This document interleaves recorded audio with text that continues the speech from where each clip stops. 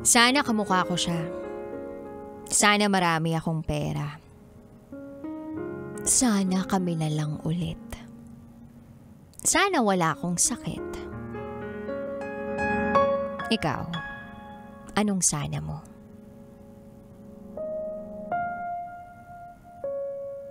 Yun ba yung sana ganito na lang palagi ang panahon? Sana laging malamig sa Pilipinas. Sana mas nabibigyan ng pagkakataong umangat ang mga Pinoy kesa sa mga banyaga. Sana mas maunlad ang bayan natin. Sana mas maraming paaralan ang makapagbigay ng libreng edukasyon sa mga nangangailangan. Sana meron tayong kalidad na healthcare system sa bansa. Sana kasing laki ng kita sa pogo ang kita nating lahat. Sana may boses ang lahat.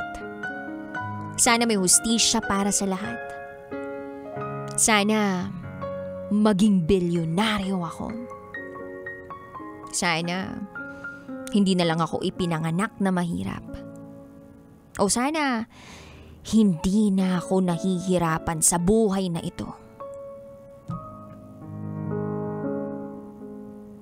Minsan, yung sana mo ay sana hindi para sa iba. At minsan, yung sana mo ay sana rin ng iba.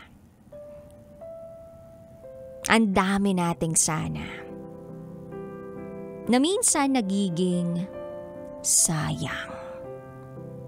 Pero lagi mong tatandaan na mananatiling sana lang ang mga bagay kung hindi ka gagawa ng paraan para mapasayo ang sana mo. Kaya sabayan mo ng kilos ang sana mo para yung sana mo maging salamat po.